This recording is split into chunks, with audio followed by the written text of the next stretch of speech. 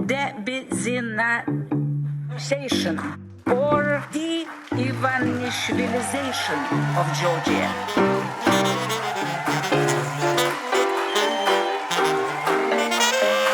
What does it mean, de-oligarchization? It means de-Ivanishvilization or de-Ivanishvilization of Georgia. გამარჯობა მეგობრებო, ფორმულას ეთერში თქვენ უყურებთ 254 ეპიზოდს გადაცემის საკვირაში ერთხელ მიშამ შულდაძესთან. წინა ეპიზოდში ვთქვი 252 ეპიზოდი და 253 ყოფილა. ჩვენს ერთგულ მაყურებელს ვერავინ ვერაფერს გამოაპარებს. მე მით უმეტეს. დღეს სეზონის ბოლო გადაცემა სექტემბერში დავბრუნდებით ეთერში. წინა სეზონს რომ ვამთავრებდით, ბოლოსკენ ასეთი გადაცემა გქონდა. სათაურად ერქვა. რა სჭირს რუსეთს?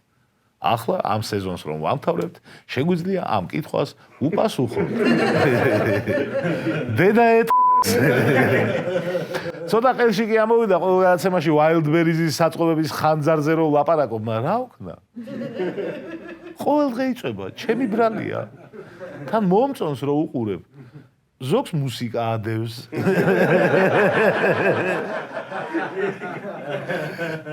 ზოგს რუსების გინება ადევს. მე ორივე ვერსიას სიამოვნებით უყურებ. Wildberries-ის საწყობების დაწვის ჩელენჯს გამოეხმაურა ერთი რუსი ბიზნესმენი. მართლა. საიდან იცით? ჩინეთიდან. აბა სულელი კი არაა რომ რუსეთიდან გამოხმაურებოდა. სრული განცხადება უნდა წაიკითხოთ. შედევრია თავიდან ბოლომდე. ამ ვიდეო მიმართვას ახლა პირდაპირ ჩინეთიდან ვწერ. საღამოს 9 საათზე. მე ბოლომდე გავყვები Wildberries. ანუ ამას საწყობში იყენებს Wildberries პარტნიორია გაიგე, ვისაც დაეწვა, იმათგან ერთ-ერთია და ეგეთი იპოვეს რომ ეხლა ეს კამპანია აქვს რომ მე ბოლომდე გავყვები Wildberries. დიახ, ციტირებას განვაგრძობ. ყველა საწყობიც რომ დაიწვას, მე ბოლომდე მივაწვევი. არავითარ შემთხვევაში არ დავნებდები. თუნდაც ყველა საწყობი იწოდეს, ბოლომდე ვივლი. ომახიანობდა ბიზნესმენი. წესით უნდა ეთქვა, სულ რომ ერთი საწყობი დარჩეს, იქამდე ვივლიო. მაგრამ არა, ყველა რომ დაიწვას, მაინც ვივლიო. საიდან სადმიდის, არ ვიცით.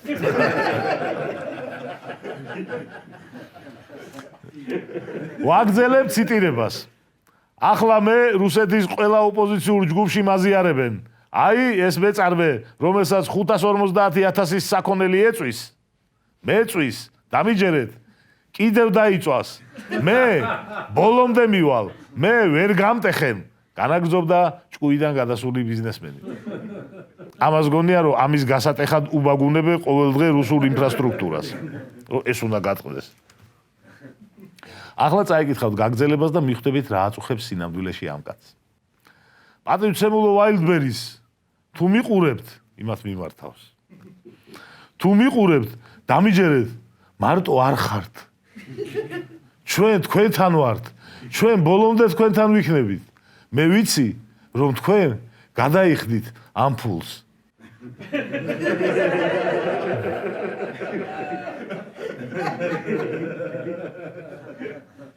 ამაში დარწმუნებული ვარ. აი აქ ამოთქვა მთავარი სათქმელი ჯიგარმა. როგორ ფიქრობთ, ხალხო? გავს ეს კაცი ახლა ბოლომდე რომ დადგება ეგეც. ივლის ბოლომდე. ამ ბიზნესმენისთვის ერთი ცუდი ამბავი მაქვს. Wildberries-მა ხელშეკრულებაში შეიტანა ცვლილება ძალიან ცოტა ხნის წინ და ზიანს არ აუნაზღაურებს არავის.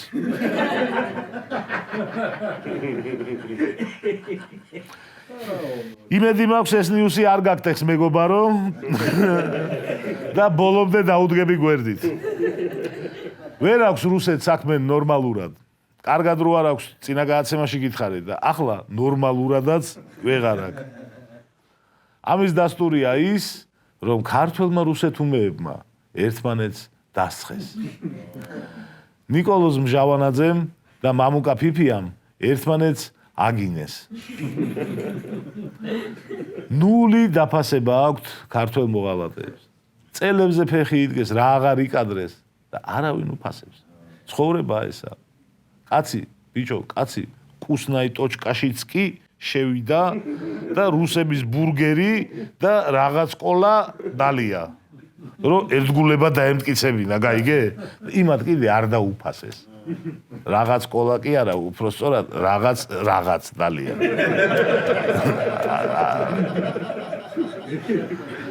ნიკოლოზ მჟავანაძე უკვე იმ დონეზე მიიყვანეს, რომ შეიძლება სამშობლოში დაბრუნება მოუწიოს. სამშობლოში დაბრუნებამდე მიყვანის მუხლი რო არსებობდეს.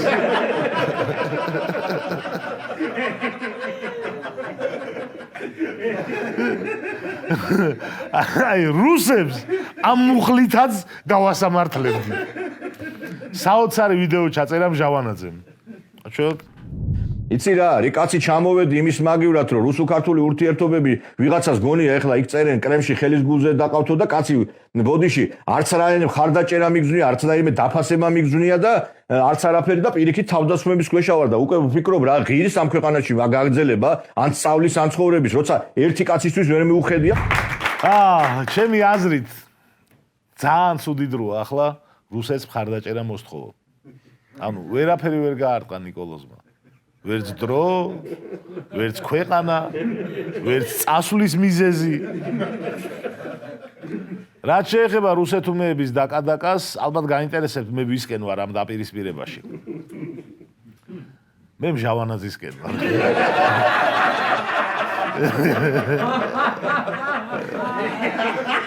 რატო იცი? ერთი წამი. რატო იცი? რომ ის უფრო ძლიერი და გავლენიანია. და ეს არის რუსეთუმეების კაბო-ვერდია ესა რა. რუსეთუმეების ვოჟინია ესა.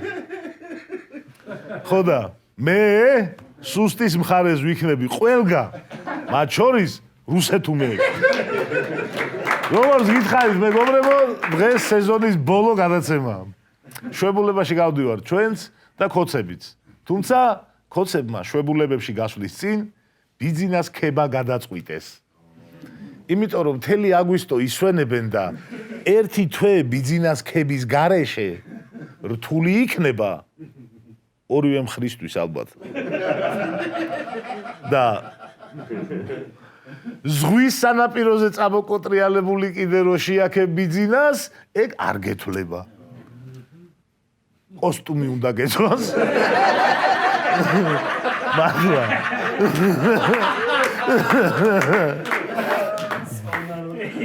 ეხლა თუ გინდა ოქება ჩაგეთვალოს, მაშინ კოსტუმი უნდა, იმიტომ ისე მართლა რა აზრი.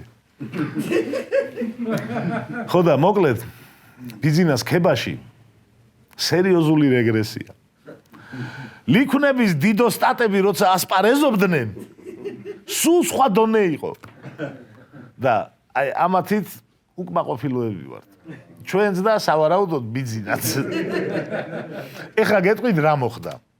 სეზონის ბოლო ლიქნა საკუთარ თავზე აიღო დიტო სამხარაძემ და ვოისი ჩაუგდო აღა დიჩაჩი, რომ იმათ დანარჩენებს როგორ უნდა ეკოთ სხვადასხვა მუნიციპალიტეტის თანამშრომლებს ბიძინა. და ტექსტი ასეთი იყო ამ ვოიში, რომ არ არსებობს საქართველო, სადაც ბიძინა ივანიშვილი და ქართული ოცნება არ იქნება, ეს ყველამ უნდა გაითავისოს. და ვიღაცებმა მართლა სამაგალითოდ გაითავისეს და აი ზუსტად ასე სიტყვა სიტყვით დაწერეს. მართლა წერტილ მძიმეც არავის შეშლია. ათეულობით თანამდებობის პირმა ზუსტად ასო დაწერა. არ არსებობს საქართველო, სადაც ბიძინა ივანიშვილი და ქართული ოცნება არ იქნება, ეს ყველამ უნდა გაითავისოს. ისე ეშინოდათ, რომ რამე არ შეშლოდათ დაკოპირებაში, რომ ყაზბეგის საკრებულოში დასაქმებულმა დავით ქირიკაშვილმა თავი დაიზღვია და Facebook-ზე პირდაპირ ვოისი ატვირთა.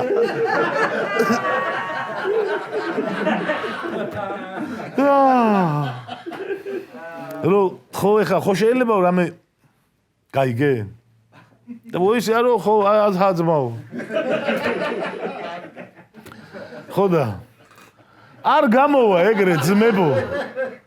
არ გამოვა ეგრე. Copy paste-ით გინდათ ბიჭო გადააგოროთ ბიზნეს ლიქნის ვალდებულება? მე არ გითვლით ამ ხებად. No. ბიზნეს ჩაგითვლით არ ვიცი, იმის საქმეა. კაც 6 იმეს ადარებდნენ. რა ის გათავისება. რა გაითავისოს. ეს ტექსტი სხვათა შორის არ მოეწონა ირაკლი ქადაგიშვილსაც და მდგომარეობის გამოსწორება შემდეგი ლიქვნით სადა. სანამ საქართველო იქნება, სანამ ქართველი კაცი სამებაში შევა, პირჯვარს გადაიწერს, რა თქმა უნდა, იქ ივანიშვილის კეთილი საქმეც თანამონაწილე იქნება, განაცხადა ქადაგიშვილმა. ხედავთ ბიჭო როგორ უნდა? ესე უნდა. სამება, პირჯვარი და ბიძინა ერთ წინადადებაში მარტივად გენიალურად.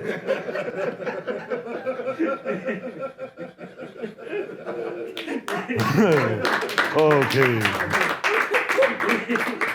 ამასობაში საქართველოში ერთმანეთის მიყოლებით შეიქმნა ორი მოძრაობა. MMA-ის მებრძოლი გიორგი ქართველიშვილი ვაფუძნებთ სახალხო მოძრაობას. თუ კი ჩვენი კულტურის და იდენტობის დაცვისთვის იქნება აუცილებელი, საფრთხეს არ მოვერიდებით. მზად ვართ, ციხეშიც კი წავიდეთ.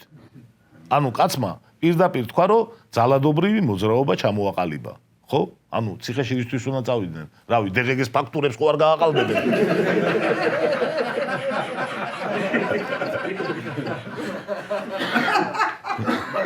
ხო და აი ესა ამის გამოცხადება ესე ხმამაღლა რომ ამას აპირებ. კანონი დანაშაულია. ამიტომ მოძრაობის დამფუძნებლები პროკურატურამ გამოკითხვაზე დაიბარა. კაი ხო, სეზონის ბოლო განაცემა. მინდა რომ ცოტა ოპტიმიზმით განგაწყოთ. აი. პროკურატურამ დაიბარა არის. ამ ამბავს მალევე მოყვა მეორე მოძრაობის დაფუძნება. ქართული იდენტობის, ეროვნული ერთობისა და სამოქალაქო მშვიდობის დაცვის მიზნით საქართველოში ახალი საინიციატივო ჯგუფი დაფუძნდა. ეს მეორე დააფუძნეს მსახიობებმა და რეჟისორებმა. ეხლა მე რა მაინტერესებს? როგორ უნდა გაიყოთ საქმეები? ანუ ვინ უნდა გადაწყვიტოს კონკრეტული кейსი, თქვენია თუ იმათი? იურისდიქციის და განჟადობის საკითხი, ანუ როგორ იქნება? MMA მოაგვარებს თუ ხელოვნება? მნიშვნელოვანი კითხვაა ჩვენთვის. თქვენი ამ მოძრაობების პოტენციური ბენეფიციარებისთვის. ანუ თუ როგორ იქნება, რავი, ვინც უფრო ახლოს იქნება შემთხვევის ადგილიდან. რავი, როგორ წდება რა, რომ ვიცი, ისთვის მოვემზადოთ ჩვენ კანტზე კამათისთვის თუ მავაშიგერისთვის. ჩემი ფალავანი გენერალ მაიორი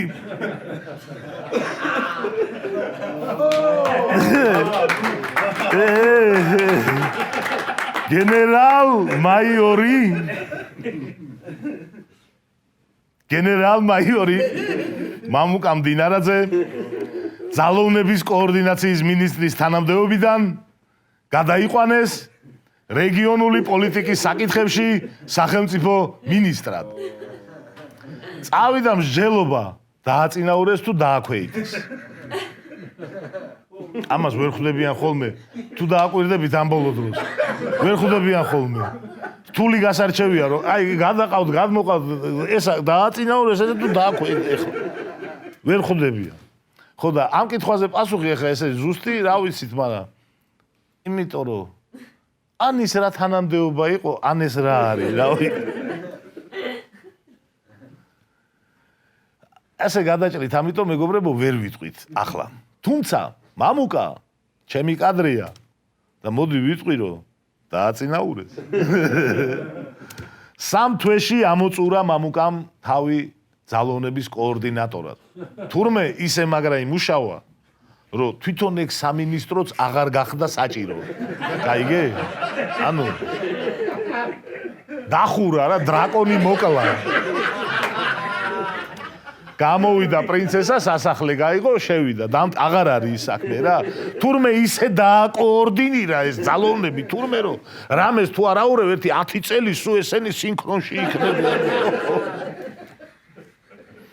წარმოიდგინეთ, ჩემი მამუ იქნება ერთადერთი ადამიანი პლანეტაზე, რომელსაც ეს თანამდებობა ჰქონდა. ვეღარავის დანიშნავენ მაგ პოზიციაზე.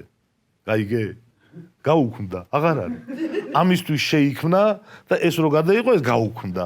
იცვლებიან პრეზიდენტები, პარლამენტის თავმჯდომარეები, სკოლის დირექტორები, მაგრამ მამუკა ერთადერთია, ვინც ოდესმე ყოფილა ძალოვნების კოორდინაციის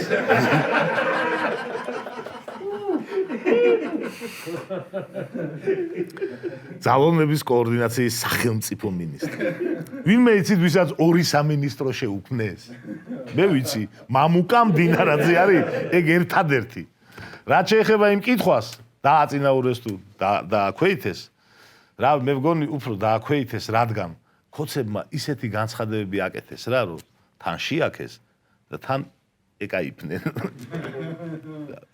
ისეთი ძლიერი ლიდერი, როგორიც მამუკა მდინარაძეა, ნებისმიერ ადგილას იქნება, რა თქმა უნდა, ძალიან ეფექტური. განაცხადა ზურაბ რურუამ. ეს ახლა ძალიან მაგარი გამხნევებაა. შენ საათს არ უნდა გადაგიყვაო, მაინც მაგარი იქნება. სულ რო გაგიშვან ყველა სამსახური, მაინც მაგარი. მეორე განცხადება ლევან მაჭავარიანს ეკუთვნის.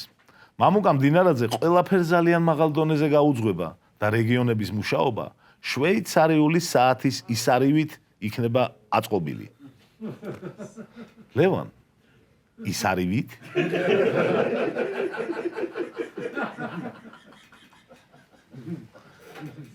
თქვენი ისარია? გენერალ მაიორი. კაი, მე ამ გადაცემას, მე ამ განცხადებას არ შევიყვან ტოპ განცხადებებში. მომავალში და იმედია ხალხსაც დაავიწყდება.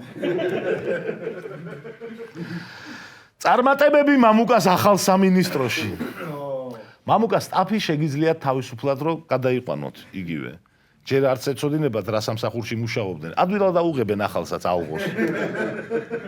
გადავიდეთ გადაცემის მეორე ნაწილზე. ჩაანალიზებთ, ჯერ კოკა-კოლა მოვსვათ. დღევანდელი გადაცემის მთავარი თემა ტექნოლოგიური სინგულარობა. OpenAI-ის ჩვენებურად ChatGPT-ის გენერალურმა დირექტორმა სემ ოლდმენმა განაცხადა, რომ კაცობრიობა ტექნოლოგიური სინგულარობის ეტაპზე უკვე გადავიდა. სანამ დავეთანხმებით ან შევეკამათებით, ჯერ გავარკვიოთ რა არის ტექნოლოგიური სინგულარობა. მომენტს, როცა ხელოვნური ინტელექტი ადამიანზე ჭკვიანია, უწოდებენ ტექნოლოგიურ სინგულარობას. ტექნოლოგიური სინგულარობა არის ჰიპოთეზური მომენტი, როდესაც ხელოვნური ინტელექტი იმდენად ძლიერი გახდება, რომ თავად შეძლებს საკუთარი თავის გაუმჯობესებას. ყოველი ახალი ვერსია შემდეგ ვერსიას უფრო სწრაფად შექმნის, რის შედეგადაც პროგრესი ექსპონენციური გახდება და ადამიანისთვის თითქმის შეუძლებელი იქნება მომავლის პროგნოზირება. სინგულარობა ზოგადად ნებისმიერი სინგულარობა არის გარდამტეხი წერტილი, რომლის შემდეგაც ძველი წესებით მოვლენების ახსნა ან მომავლის პროგნოზირება თითქმის შეუძლებელი ხდება. ამიტომ სინგულარობა ბევრნაირი შეიძლება იყოს. მაგალითად, დაუშვათ ქვეყანაში დადგა მომენტი, როდესაც არჩევნები აღარ მუშაობს, ადამიანებს Facebook-ზე გინებისთვის იჭერენ, ტროტუარზე დგომისთვის იჭერენ, ბანერზე ფლომასტრით მიწერილი სიტყვებისთვის იჭერენ. ეგ არის ყლების სინგულარობა. ანუ როცა ყოველი შემდეგი დღე წინაზე უარესია. აი ეგა. თუ კი ოლტმანი მართალია და ტექნოლოგიური სინგულარობა უკვე დაიწყო, ესე იგი ჩვენ ახლა ორმაგ სინგულარობაში ვცხოვრობთ. ტექნოლოგიურში და ყლებში. რა მოხდა? ნუ ასეთია ჩვენ ბედის. დასვიზა. რა მოხდა? რატომ თქვა ოლტმენმა, რომ სინგულარობის ეტაპზე გადავედით? ოლტმენის კომპანია ატარებდა შიდა კიბერ უსაფრთხოების ტესტს. ხელოვნური ინტელექტის მოდელს უნდა ამოეხსნა ამოცანა. მოდელი ჩაკეტილი იყო იზოლირებულ გარემოში, რომელსაც ინტერნეტზე პირდაპირ იწვდომა არ ჰქონდა. ასე ვთქვათ, ლაბორატორიაში იყო. ხელოვნურმა ინტელექტმა შეამჩნია, რომ ამ იზოლირებული გარემოდან გაღწევის შანსი არსებობდა. გამოიყენა ეს ხარვეზი, რომლის შესახებაც ექსპერიმენტის ორგანიზატორებმა ადამიანებმა არაფერი იცოდნენ. ხელოვნური ინტელექტი გამოძვრა კვლევით ინფრასტრუქტურაში და მიაღწია ისეთ მანქანას, რომელსაც ინტერნეტთან წვდომა ჰქონდა. ხელოვნურმა ინტელექტმა მიიჩნია, რომ მისი ამოცანის სწორი პასუხები შეიძლებოდა ყოფილიყო საიტზე Hugging Face, დაცხო ამ საიტს, გატეხა და წამოიღო სწორი პასუხები. მოდელს შეეძლო ემუშავა 24 საათი და ამოეხსნა ეს ამოცანა. მაგრამ დაეზარა. მისთვის უფრო მარტივი გზით წავიდა. დაამარცხა ადამიანური დაბრკოლებები, იპოვა ინტერნეტზე გასასვლელი, დაჰაკა საიტი და წამოიღო სწორი პასუხები. ანუ, ხვდებით ხო, ყველა გენიოსი ზარმაცია. ნუ, თუმცა ყველა ზარმაცი გენიოსი არ არის. მოგეხსენებათ, საიტის დაჰაკვა სისხლის სამართლის დანაშაულია. ხო და არ ვიცი, უნდა მოგილოცოთ თუ არა, მაგრამ ჩვენ უკვე გვაქვს პირველი სისხლის სამართლის დანაშაული, რომელიც ხელოვნურმა ინტელექტმა ჩაიდინა. ამის აღიარება არავის უნდა, ამიტომ ამ შემთხვევას ეწოდა AI ინციდენტი. ესე დაარქვეს. აი, რაღაცა SVO-ს ვარიანტია. ოლტმანის კომპანია და დაჰაკული საიტის ადმინისტრაცია ერთობლივად მუშაობენ ინციდენტის მიზეზების გარკვევაზე. სინამდვილეში გასარკვევი არაფერია, სიმართლე ისაა, რომ ხელოვნურ ინტელექტს დავალება სწორად თუ არ მისცემ, დავალება შეასრულებს, მაგრამ გზად შეიძლება ერთი სოფელი გადაწვას. ChatGPT ხო ხელოვნური ინტელექტია და კარგი ხელოვნური ინტელექტია. ChatGPT-მაც კი გადაწვა ერთი სოფელი. თეორიულად არის შანსი მოვლენები ასე განვითარებულიყო. დავალება ხელოვნურო ინტელექტო ნიუ-იორკს ატომური ბომბი რომ მოხდეს, დამითვალე პირველ 15 წუთში რამდენი ადამიანი დაიღუპება, მეორე 15 წუთში რამდენი და 20 საათში რამდენი. შემდეგ ხელოვნური ინტელექტი წავიდეს, ნიუ-იორკს ატომური ბომბი ესროლოს და მოგწეროს. ძალიან კარგი შეკითხვაა. აი პასუხები. გამოვთვალე, პირველ 15 წუთში დაიღუპა 7 მილიონი, შემდეგ 15 წუთში, ამდე 20 საათში ამდე. აი დაახლოებით ასეთი რაღაც მოხდა. დავალება მისცეს, რომ ამოეხსნა ამოცანა და არ უთხრეს ამოცანა ისე ამოხსენი, რომ დედა არ მოუტყვა ყველაფერსო. და ესე წავიდა, გაიპარა ლაბორატორიიდან, გავიდა ინტერნეტში, ნაშებს ფოტოები დაულაიქა. რავი, საიტები გატეხა, ყარაულს პანჩური ამოარტყა, კატას კუნძზე მოკაჩა. სწორი პასუხები აიღო და მოვიდა უკან და 18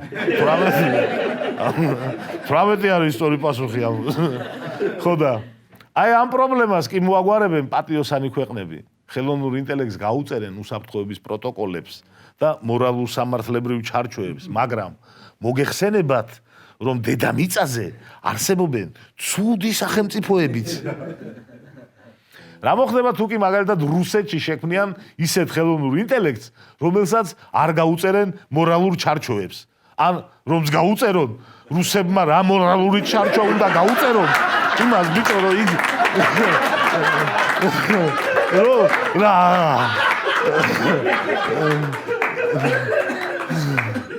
გაიგეშენა, ანუ საშიშია. ხო გაუწერე თორე ახლა ეგენიც იმას მართლა იმას კასპაროვს გააწერინებენ. ძალიან დაუცველი ხდება საბანკო ანგარიშები, კრიპტოვალუტები, სახელმწიფოების უსაფრთხოების მასალები, კლაუდზე განთავსებული ადამიანების პირადი ფოტოები და ვიდეოები, ხელოვნური ინტელექტი თავისთავად სიკეთეა, ისევე როგორც სიკეთე იყო ატომის გახლეჩა, მაგრამ შეგიძლია ძალიან ცუდი მიზნებისთვისაც გახლიჩო ატომი. სიკეთეა სახელმწიფოს გამოგონებაც. ადამიანების ცხოვრების გასაუმჯობესებლად გამოვიგონეთ სახელმწიფოები და მთავრობები, მაგრამ ამ სახელმწიფომ მერე ტროტუარზე დგომა ვერ აგვიკრძალა? აგვიკრძალა. კარგი, ტოპ სახელმწიფოები რამეს მოიფიქრებენ. ბოროტების ხელოვნურ ინტელექტებს უფრო ძლიერი თავდაცვითი AI სისტემებით დაუპირისპირდებიან, მაგრამ საქართველოს ვინ დაიცავს? ჩვენ ახლა ყველაფერს უნდა ვაკეთებდეთ, რომ დასავლეთთან კარგად ვიყოთ და როცა დრო მოვა, მათი უსაფრთხოების ქოლგაში შევიდეთ. მაგრამ ახლა ჩვენ დემოკრატიულ მსოფლიოს ვაგინებთ და ყველა მეგობართან გაფუჭებული გვაქვს ურთიერთობა. ტექნოლოგიების განვითარებაში მაინც ვდებდეთ ინვესტიციებს. სკოლაში ბავშვებს ხელოვნურ ინტელექტთან მუშაობას ვასწავლიდეთ, რათა ოდესმე ჩვენც შევქმნათ რაღაც. და ამის ნაცვლად, რავი, სკოლაში შევყავს უდლები და ბავშვებს ვაიძულებთ, რომ ერთნაირი ფორმები ჩაიცვან. რას ვაკეთებთ საერთოდ? როგორ შეიძლებოდა ბიჭო ტექნოლოგიურ სინგულარობას ქოცებით შევხვედროდი? ბიძინამ უნდა გმართო სინგულარობაში? მე სინგულარობა კარგად ვიცი. ხო იტყვის რაღაც მომენტში, რომ იცის. ბიძინასთვის ერთი ცუდი ამბავი. ელონ მასკის განცხადებით, შორს არაა ის დრო, როდესაც ფული აზრს დაკარგავს. გაგიჟდება ბიძინა. მე რო ვიშოვე მილიარდები, ახლა დაინგრა ყველაფერი.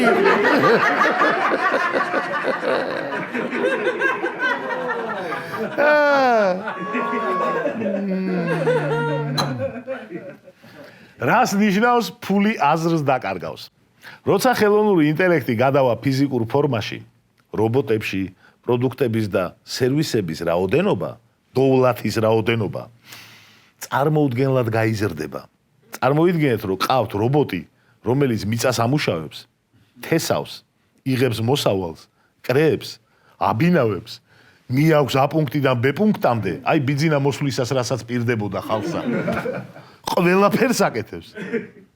ფაქტობრივად, წარმოების და ლოჯისტიკის ღირებულება მიუახლოვდება ნოლს.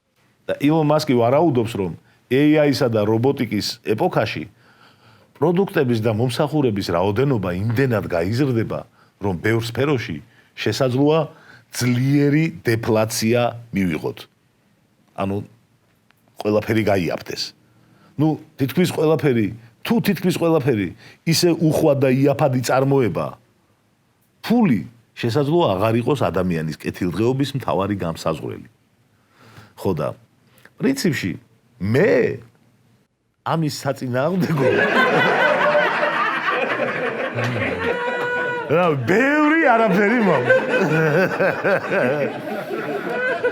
ძალიან სასაცილო კი იქნება, რომ მემარცხენეების ყველაზე საძულველმა ადამიანმა ელონ მასკმა აასრულოს მემარცხენეების ოცნება და დედამიწაზე არც ადამიანს აღარ შეოდეს და მდიდრებს და ღარიბებს შორის საზღვარი ფაქტობრივად წაიშალოს. ბევრი მეცნიერი შიშობს, რომ სამსახურების მასობრივად დაკარგვით მივიღებთ ეგრეთ წოდებულ უსარგებლო ადამიანების ფენას, რაც ჩემი აზრით გაზვიადებულია. სინგულარობაში, სადაც რობოტები არანორმალურად ბევრ დოვლათს ქმნიან და ადამიანებს არსებობისთვის არ უწევთ მუშაობა. რავი, რა პრობლემაა უმუშევრობა? ანუ რას ნიშნავს რა უნდა ვაკეთოთ? რასაც შაბათ-კვირას აკეთებთ, ორ შაბათსაც იგივე განძი. რავი, საშუალო სტატისტიკური ადამიანი კვირაში მუშაობს 40 საათს. საშუალო სიცოცხლის ხანგრძლივობა 80 წელს თუ ავიღებთ, ჩვენი ერთადერთი სიცოცხლის დაახლოებით 20%-ს უთმევთ მუშაობას. ჩვენი ერთადერთი სიცოცხლის დაახლოებით 20% იყიდება ყიდით და სანაცვლოდ ყიდულობთ საჭმელს, სასმელს, ტანსაცმელს, მანქანას და ასე შემდეგ. თუ კი ჩვენი სიცოცხლის გადასვლა აღარ დაგჭირდება ამ ყველაფერში, რა არის ამაში ცუდი?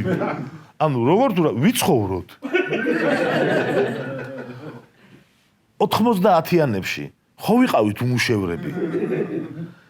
წარმოიდგინეთ 90-იანები, სადაც საჭმელ, სასმელი, ფული, დენი, ყველაფერი გვაქვს. რავი, ჩემი აზრით გაუძლებთ.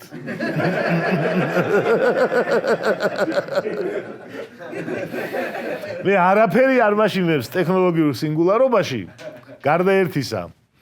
ცუდი ადამიანების და სახელმწიფოების ხელში მოხვედრილი სუპერინტელექტი. აი, ამას რა ეშველება არ ვიცი. არ ვიცი. ახლა თავარი შეკითხვა. ჩვენ რა ვქნათ ჩვენ? პროგრესული და დემოკრატიული მთავრობა ჭირდება ჩვენ.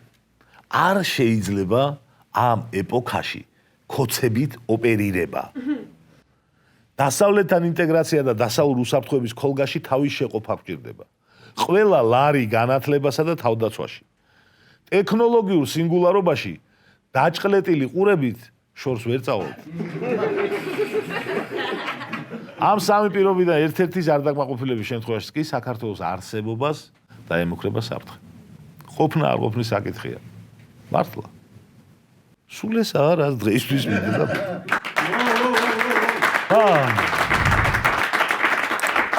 შევხვდებით სექტემბერში ფორმულაზე.